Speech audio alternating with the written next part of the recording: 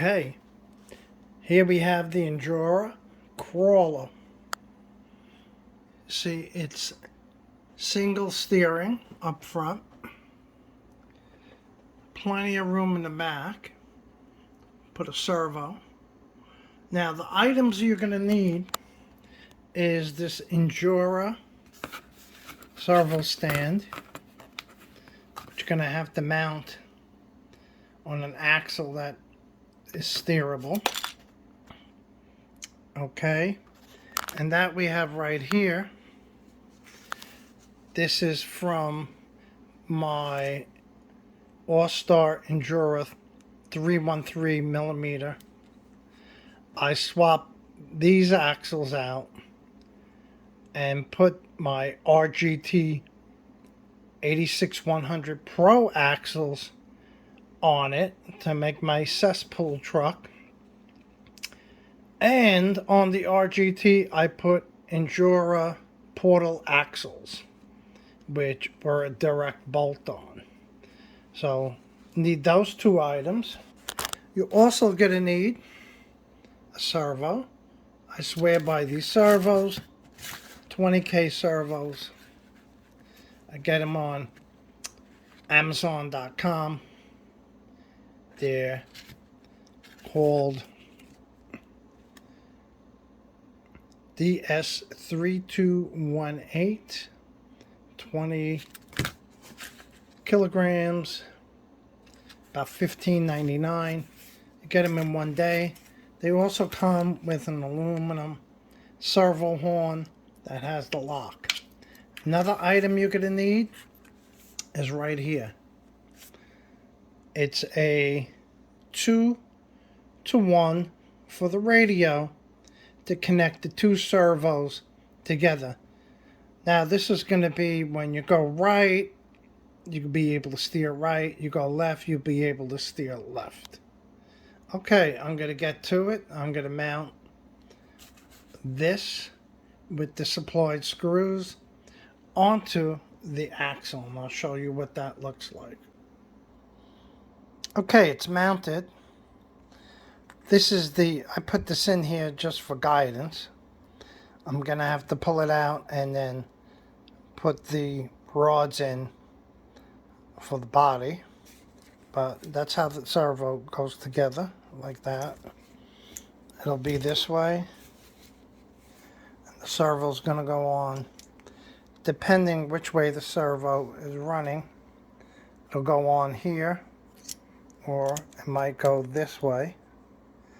Alright, and there's plenty of clearance, won't hit the body. So let me start taking out the rear axle and putting this other axle in. Okay, rear axle's off, as you can see. Going to be mounting the other axle, a front axle that'll steer in the rear that I have here. One thing to note, these are really Loctited in. There's two of them. Take a lot of care. If you have to heat them up with a soldering iron prior to trying to loosen them, do so, because you're going to end up stripping them, and then you have to drill them out, and you really don't want to go there. Okay, be right back when everything's together. A tip for getting this axle off, yeah, you might have to heat it up, but when it's on here, get yourself a large flathead screwdriver like this. You're going to put it in here right by the shaft and give it a good twist. It'll slide off. Okay, I have the front drive shaft on the new axle that turns. I'm not going to mount the servo yet until I hook everything up and I have the two servos hooked up and I have the radio on to see which way it turns, because I might have to turn it one way or the other. So let me get this axle mounted and then we'll proceed. Okay, so I have the axle mounted. Now a little trick, you have one of these, I mean, you get it, you look inside the shocks, Geez, there's no oil. Oil stains in the box. Same here. I refilled them. They're pretty nice. There's a mark right around here where the threads start. Fill it with oil right up to there. I just screw them in, compress it, let the air out, compress it until you could bottom it out and it's not hard, from the oil pressure. Then what you're going to do is mount them upside down. I get no more leaks here anymore. Why? Because the shocks are upside down. It's solid and it's closed here. You mount it upside down. I'm going to do the same thing, but it's nice and smooth because that oil really helps. What I've been using lately, I used to use motor oil 30 weight. I use olive oil. It's a little lighter. And for crawlers, you don't want an oil that's too heavy. All right, I'm going to go put the hexes on, test it out, and we'll proceed. Okay, in this situation, I got the servo mounted. Because I had to put the plate on, I used the forward screws. But now, it does turn, but it seems like it would be better other way around. But to alleviate this, I'll just take this rod, which is mounted here, with the screw and mount it on this side, and then we'll be good. And then we'll have the four-wheel steering.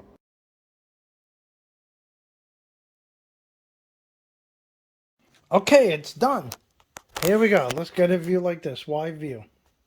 Okay, this is the back. This is the back of the Injora crawler. Okay, yes, I did have to mount the servo like this. Okay, this bar, I went from here up to here. Okay, so the actuation is at the top for the back. Okay, in the front is standard, the way you get it. The actuation is at the bottom. Okay, now I'm going to turn it on, and you're going to see when it steers. Hold on a second. Okay, I had to turn it on. Here we go. Watch the back tires. To turn. They turn that way. It's not crab, and it turns this way. This way, and this way. Now, let me turn it to the side. We have four-wheel steering. Now, this is going to be great on a crawling course. Let me zoom out a little bit. There we go. Okay. See? Turn this way and turn this way. If you're that old and you remember the Clod Buster, that's how it used to be. That's a down view. Check this out. We go this way, and then we go this way.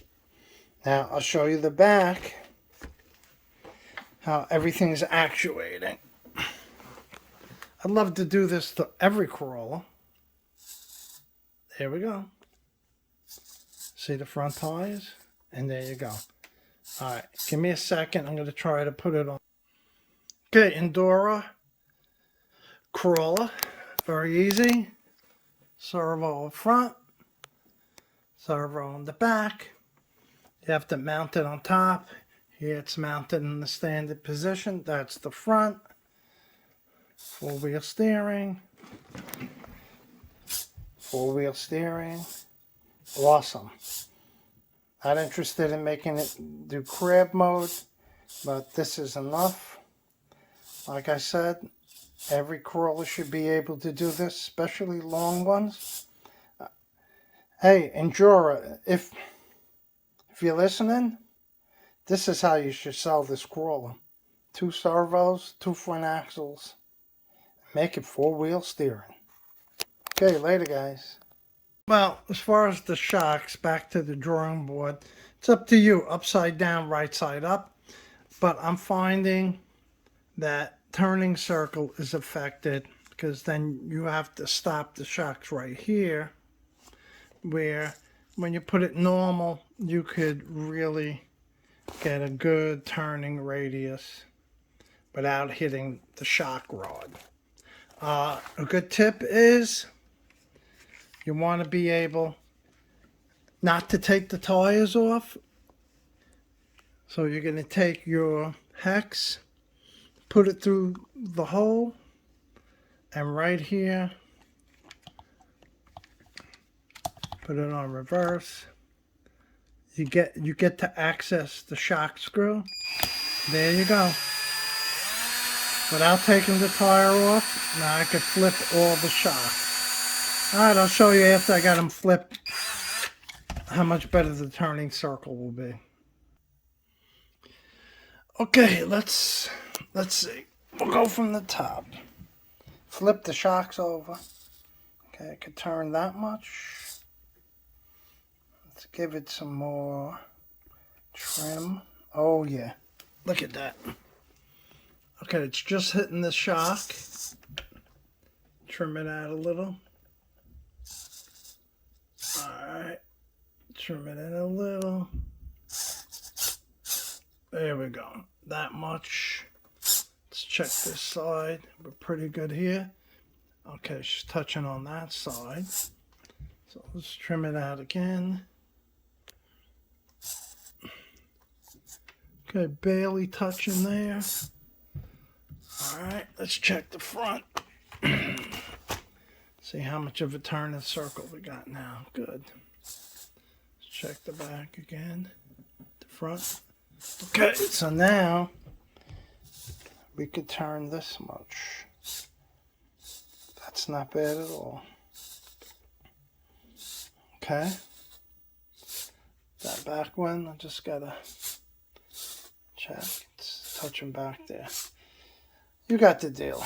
So I put the shocks the way they should be.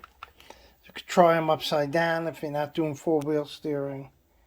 But this way, it won't hit the shock body.